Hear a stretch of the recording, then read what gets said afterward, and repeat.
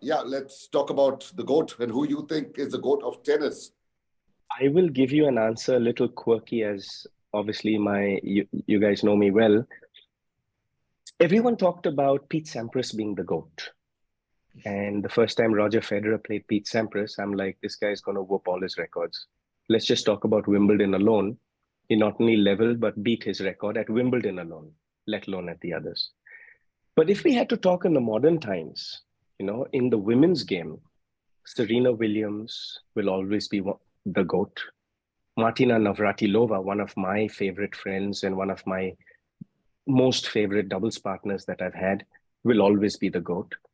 And I'll tell you this, you can look up on Wikipedia and Google about all the great things that these girls have achieved, right? These women have achieved some amazing things in Grand Slams, in Olympics and things like that. But the reason that Serena Williams is the GOAT to me is because where she grew up in Compton, in just on the suburbs of Los Angeles, there were bullet shells and syringes around the tennis court that she grew up in. Her father read out of a book and taught these two girls tennis. And actually, her elder sister, Venus, who shares a birthday with me on the 17th of June, she first came out of the blocks and won Grand Slams. Yes. She won the first Grand Slams. Yeah. But yet, the father believed that Serena was going to be the GOAT. And I love human canvases. I love human storyboards, because that human storyboard, to follow a life from birth all the way through, you get to see the ups and downs of a human being. And that storyboard, that canvas that we paint, gets to be redefined by decisions that we make, And to me, a Serena Williams story is not just about, an African-American girl making it great in a sport like tennis. It's not just about the billions of dollars she won, or the, how many Grand Slams that she had won, 23, if I'm not mistaken. The Olympics that she had won, not the fact that I played with her at Washington Castles and we won world championships 6 out of 8 years. They were two of my favorite partners that I played with, but they redefined the world using tennis as the vehicle. They taught young girls, not just African American girls, but they taught young girls that as a woman, you too can be a champion in the world. It's not just about the men. It's not just about going and winning Grand Slams, but as a brand, today, Serena Williams or Venus Williams, they are a walking, talking brand in their own. They own equity share in Tropicana, a juice company. They own equity share in the Miami Dolphins, American football team. They own equity shares in so many different other businesses, along with Nike and Venus, the clothes that Venus promotes. But when you actually look at the men's game, class, Ayaz's favorite, I believe, Roger Federer. Passion and grit, Rafa Nadal, the Spanish bull. Tenacity and the ability to use mental prowess to not only win matches, but mental prowess as a brand. That's one of his brand philosophies. Novak Djokovic. Back 20 years ago, I said that Federer would beat Sampras's record. When Rafa Nadal first came onto the tour, in his first year on the tour, I played him in doubles in Dubai. And I said, this boy is going to be the best of all time. He's going to beat Roger Federer's record. And he did. When Djokovic came out, I said, Federer is probably going to retire first, just the evolution of a human's body. Nadal next. Today, Djokovic has 23 Grand Slams. He's in the semifinals of Wimbledon today. Sorry, the semifinals of Wimbledon today. Yeah, today. And he's playing to better his own world record. 1 month ago, he was trying to better Rafa Nadal's record at the French Open, and he did. And he did against a 19-year-old who I believe, barring injury, is going to beat all these three GOATs. You're talking about Alcaraz, barring injury. You're talking about Alcaraz, yeah? I think you know his name. Yeah. but Leander, but there's the argument, right? You mentioned about the three attributes that these, different players, Federer, the finesse, and the the strength of a Nadal and the mental strength of a Djokovic. But he's also got, Correct. if you look at the Grand Slams, you mentioned the Grand Slams at the end, saying that Djokovic has got 23 and he's on a semi-final. But then, started coming down at one time. We talk about Federer, he started coming down after a certain time. That's when Nadal was also like peaking and then slowly coming down. And many have it that probably Djokovic has got easier opponents compared to Federer and Nadal. I don't know if you buy that because a lot of people said about Zverev and Thiem, but they kind of came and went out. But it was like I don't know how to put it. Do you think Djokovic had the same kind of competition like a Federer did or a Nadal did? Humbly, I feel that is a silly argument because if I go to Ayaz's main sport, cricket, are we going to say that Sunny Gavaskar, who I love to death, I think he's magic, is the greatest of all time because he faced the West Indian bowling attack without a helmet?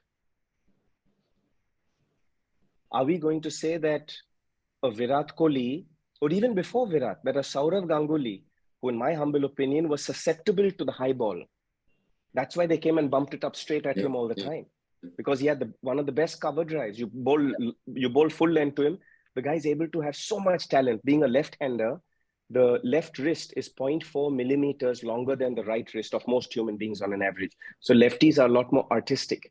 Hence, if you're left-handed, try and get into racket sport or sports with apparatuses because you have a lot more variation and range of movement. Sorry, I keep going back to sports science all the time. But in that conversation, even Sachin Tendulkar, who was originally left-handed, was actually switched to right-handed because he was left-eye dominant.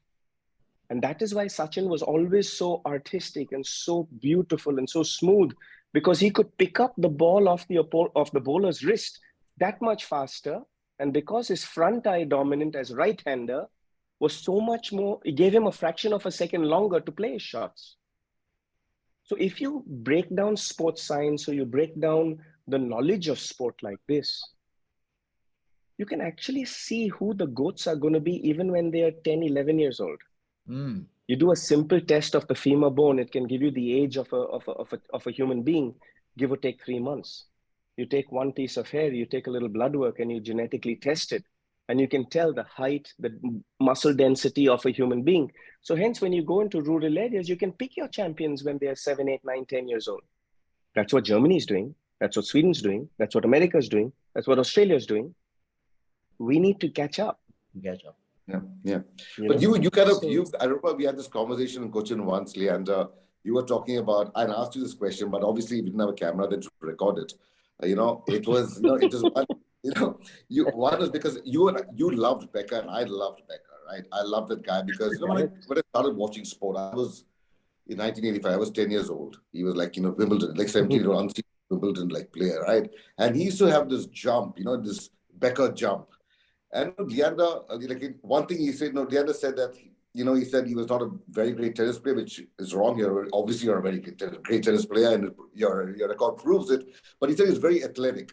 And I compared you to Becker, the way he used to leap and, those jumps and everything. And I remember this one incident, I think it was at Wimbledon. You were playing in your game system and you had these kind of jumps. And he told you something across the, and I think you lost a little bit of respect for him. Is that correct or am I wrong? No, my respect for Boris Becker has always been tremendous. My respect for Boris Becker has always been tremendous because he's just not only a 17-year-old Wimbledon champion, but also look at what he's been through recently. Yes, some people can debate that it was all caused, by his own reasons. But when you look at that same human storyboard, the canvas of that, just what an amazing story, a young boy from Germany coming out, winning Wimbledon as a 17-year-old, then the pressures to come back and replicate it. He did it as an 18-year-old again.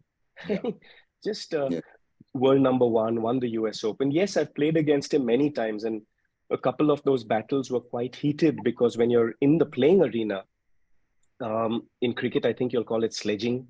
In Muhammad Ali's terms, you would punch his lights out. In tennis, we have a lot, as much as it's not a physical contact sport, it is a lot of mental prowess, you know.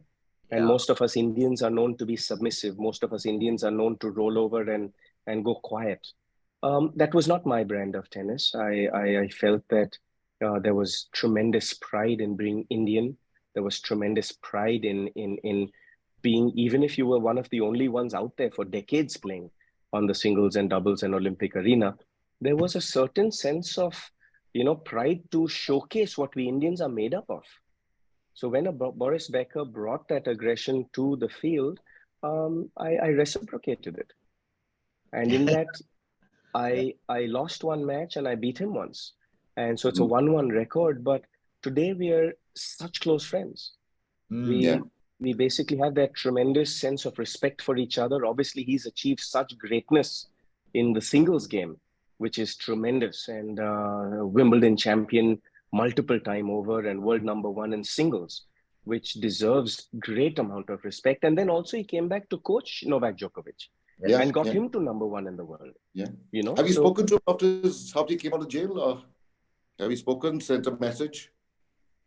Yes, I am in contact with all my friends, and basically you're always there for them in tough times. And I think that human equity is more valuable than winning these amazing trophies that are out there. Because really, I mean, why is Navratilova the GOAT for me? Because she was my 9 p.m. phone call when I was at the MD Anderson Cancer Research Center every single day. You know, when she went through cancer, I was her 9 p.m. phone call every day. And I think that's what champions are made of. We're not champions because we win. We win because we have certain value systems and certain ways of looking at life and the way we live our lives. Absolutely. But you did speak about, you know, this knockout, you know, this sledging, that's what you call it in the cricket field.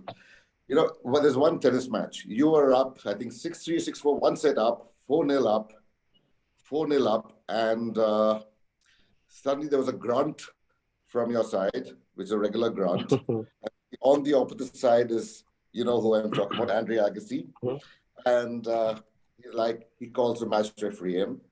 And he comes in for the first time. Your game is still unaffected. You go on to break him. Then he calls a match referee again. And then he wins the set, and then he goes on to win 6-1, 6-love. You know, I actually wrote this down because he came out, you must have read his book, Open, and he refers to you as a flying, jumping bean, a bundle of hyperkinetic energy. Okay, that's what he describes you. And in that interview, soon after, and I read the LA Times article, you know, he said no one could have beaten him that day. No one could have beaten him. He was playing a game which no one could have beaten him. He didn't admit to his ungamesmanship, as to put it, but he did say that your grant, he started saying that, no, because after you hit the ball, you granted or something like that. But then that kind of unsettled you. Can you just talk about that thing which happened in the US Open? I think that's where mental training comes in as well, because obviously I'd won that first set 6-1. I was up 4-1 in the second. And we're talking about the third round of the US Open in 1996, if I'm not mistaken. And I was playing Andre Agassi on court number, I think it was Armstrong at the time, and the Louis Armstrong court. And in that, I was playing pretty decent tennis. I had him on the ropes at 6-1, 4-1, and I had developed a strategy to take him away from his side-to-side baseline running, because laterally he was just phenomenal on the court. The power, I couldn't keep up with his power. His shot making, I couldn't keep up with his backhand, because his backhand is much more technically sound than mine was. But I felt with athleticism and with mental, my favorite Indian word, jugaad, I could actually unsettle him and bring him forward and back, you know? So instead of running him laterally, I was bringing him forward and back. So I'd hit a drop shot. As he'd get to it, I'd flip a lob over his head. When he'd get to that, I'd hit another drop shot. So I got him out of his comfort zone, jugaad. I used my strengths against his weaknesses, because I was a serve and volleyer. He was a baseliner. If I was going to try and beat him on baseline, not really smart. Whereas if I had to take him on serve and volley or touch tennis or this jugaad kind of tennis, yes, I would hack at balls. Yes, I would dive at shots. Yes, I would play a brand of tennis that wasn't technically sound, but I was using my attributes, my athleticism, my ability to think fast and to adapt to Yeah. situations, my student of the game kind of approach to the game of tennis. And at 6141, yeah, I think, he had to do something to change the tide, change the rhythm. And this is where the brilliance of the man comes in. This is where the brilliance of that individual sport comes in, is that it wasn't about technique. It wasn't about grunting. It wasn't about tennis. It was only a mental game that my shoes were squeaking too much, that Ah, my grunt was after I hit the shot, right? And all he was trying to do was just to get into my head to change the tide of the game, and it yeah, worked for him. yeah, And I think that this is where the life lessons that I've also learned, where even when you lose, especially when you lose, you learn greater skills, you learn greater things to improve on. The life right. lessons that I have learned have come more when I've lost than when I've won. Yeah, So hence, in that US Open third round or fourth round match, I can't remember which one, in 1996, when I lost to yeah, Agassi, I had him on the ropes at 6-1, 4-1. yeah, But the yeah, brilliance that he had mentally yeah, to turn the tide, through a simple complaint to the referee about my shoes are squeaking, I'm grunting too much, this, that, turn the tide for him. And that is yeah, how he is the champion that he is today. And tremendous amount of mental repertoire, yeah, not just the repertoire of the kick serve or the forehand inside out that Bollettieri taught him, but more about that mental repertoire. And that is the thing that I'm talking about. It's not just about getting over mental health issues. It's also about how champions think. yeah. I asked, Leander will know this, but there's this funny story about Becker and Agassi, right? They had a like, on-court rivalry. So, Becker, this Agassi actually told the story, right? So he recently, before Becker went to jail, he went to I think it was Berlin or Munich. He went for the Oktoberfest. He was sitting with having a beer with Becker. And then he told Boris, we told Boris Becker, he said, Boris, do you know I could read your serve? And Becker's like, really? How? And he said, because when Becker served, he had his tongue either going left or right, right? And that is the side he's going to serve. And I guess he picked that out. And he said, Yeah. he would watch his tongue and go. And once in a while, obviously, so that Becker doesn't realize, he used to go the other way. And Becker, according to Agassi, Becker just put his ear down. He said, man, I've been telling my wife all this while, this is one guy who knows how to read my mind. It's a very funny story. So, yeah, like amongst the trophies that you think, there's going to be like, your umpteen mixed double Grand Slams and your doubles Grand Slams. You mentioned that while you were with Navratilova, Navratilova said you were her greatest partner to play with, mixed doubles. You chose another Martina, which was Martina Hingis. You said she was the best because she allowed you to play a game. But at the same time, I think, she allowed, so I think from a 10, you're saying Martina Hingis allowed you to play a game, but you also say Martina Navratilova wanted you to play a game according to the way she wanted to, but you still respect her the most amongst one of the most respected people in women's tennis. So let's backtrack a second. You just said Martina Navratilova said that I was her greatest partner through a career. I'm going to take the full stop out of that. I'm going to put an exclamation mark on it and stop right there. For a young boy from Calcutta, God damn, that's a big statement. That's huge. This is what I hear. If it's wrong, my research department has 8 people. They all even if your research department has made that up, well done, boys. Just kidding. Exactly. Okay. So yeah, she did mention that you're okay. But you personally preferred English because you could play your own game. But you respect. I think that what the research team is talking about is that when I've been asked to compare both the Martinas, right, I've always felt that it's unfair to compare generations. Why? Right. Because like you asked about the GOAT, and I gave you the analogy of Mr. Gavaskar, Sunny Gavaskar batting to that whole West Indian attack. I mean, it was just insane. Garner holding, all those guys coming at you, Marshall coming at you, it's just like, geez, my God, I can't even fathom that. It's like facing Muhammad Ali in a boxing ring. Crazy. Yeah. But I always found it is unfair to compare generations. Why? Because the times are different. Equipment is different. The game is played different. The environment is different. The training methodology is different. So when I was always asked to compare Martina Navratilova and Martina Hingis, I would always give the factual feeling that when you play with a Navratilova, she's a born leader. Navratilova walked into the men's locker room at the US Open 2 minutes before the sign-in, tapped me on my shoulder and said, "You are playing with me." The rest is history. This brand of tennis that I had to play with Navratilova was that she was the volleyer. She was the serve and volleyer. She was the net person. She was the one who would choose whether we serve or return on either given day once the coin toss was done, because she was a born leader. Hence, as a young boy who played gully cricket and gully football, barefoot, I realized who the best hands were. He'll be my goalkeeper. If someone else was really fast, even though I'm really quick, put them in the wing. If someone else had great skill, even though I had great skill, put them in the center forward. Right. I find the beauty in life is to adapt ourselves to the environment to achieve success. Right. Whereas most people today are asking everybody else around them to adapt. Yeah.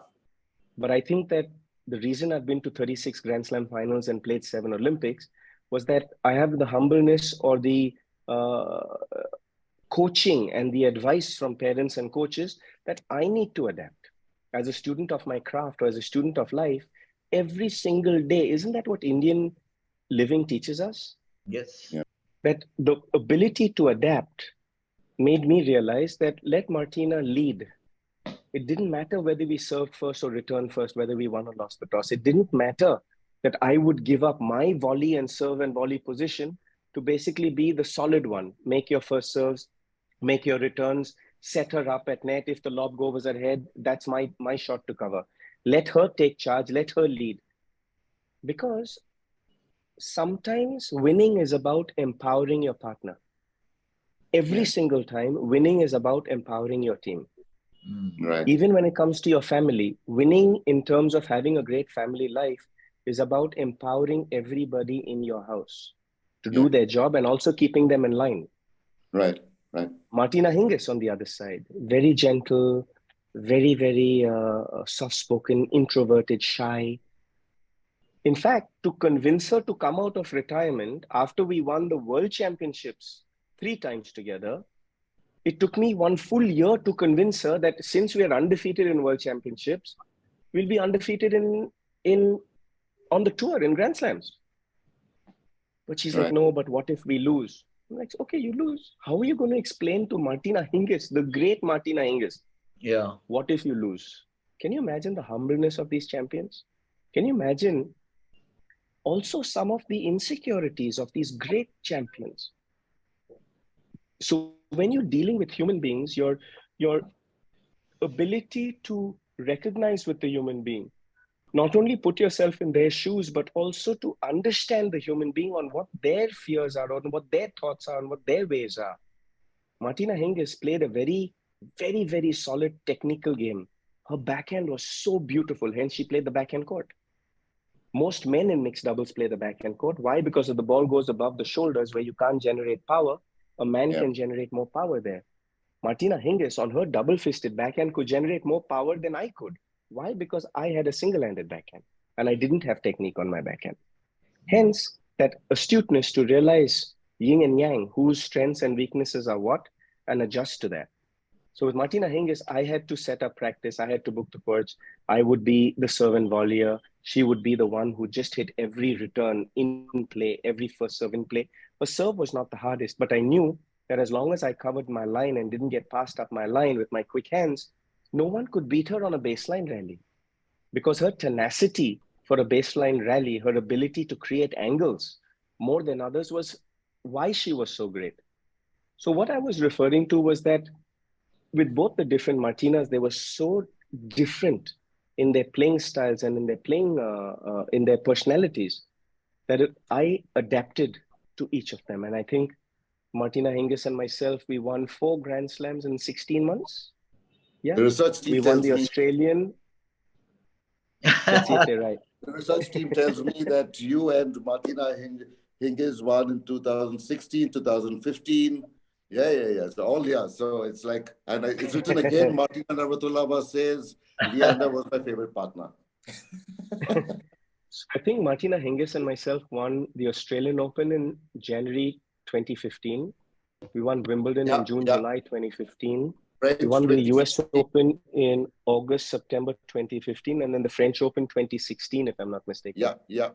So you had with Hingis, you had 2015 US, 2015 Wimbledon, 2016 French, and 2015 Australian. Yeah. Fantastic. And with Martina, you had 2003 Australian and 2003 Wimbledon. Yeah. So it's 10. Please don't run the stats by my father, because he always reminds me of the 19 Grand Slam finals I lost. 10 out of 18. 10 out of 18 in mixed doubles. 10 out of 18 mixed doubles. You won. 10 out of 18 mixed doubles and 8 out of 16 in men's doubles. That's fantastic. That's fantastic. So it's just been a very blessed career, guys. I mean, talking about legacy and talking about the ability for a young Indian boy to create human equity around the world in a sport like tennis, and also with people from other walks of life, not just sport, not just tennis, to be able to, you know, have visited the White House and the Oval Office several times and get the MVP, most valuable player in world team tennis, playing for the Washington Castles from President Obama several times is just a treat. And the stories for another day, all the amazing stories across the world, playing Davis Cup in Japan, where royalty came in and did the draw ceremony in Osaka was just, or in Tokyo rather, was just an incredible. But I really feel like there's a time now where it's time to build champions. It's time to give, you know, share all this knowledge with the youth of our country. And then that's something that I'm very passionate about. And I do it quite silently and quite under the radar, because the numbers that one's trying to achieve are so mammoth. You know, I asked you mentioned that because there's a smaller thing, you know, because I told you about our common friend Sunny, right? So Sunny had this medical setback. You know, Leander was like, you know, obviously, like, the thing is, you don't forget your roots, right? Don't forget your childhood friends. You don't forget things. You always, Sunny had a setback. He was going through a bit of a rough time. He still is, sadly so, but we were in Cochin, and guess who comes all the way to meet him, just to spend one night with him and be with him, and just to know that, you know, I haven't forgotten you, buddy. I'm still there for you, which was so good to see. My brother and I were there with Leander that night, and we came back and he says, Sunny has a true friend. Yeah. Leander, great stuff, Leander. Yeah. Thank you, Leander. Hope to catch up with you soon, and let's, you know, talk about the other things that you plan to do, and I'm only happy to help out. Thank you, guys. It's always a pleasure, as always. And I have so much love for you always. And thank you. Riaz, I'm looking forward to catching up with you somewhere down the track. But hopefully we can inspire one kid across our wonderful nation to become champions as well. Thanks, guys. And my best regards to Dr. Paes. From all of us. Thank you. Thank you, champ. Thank you.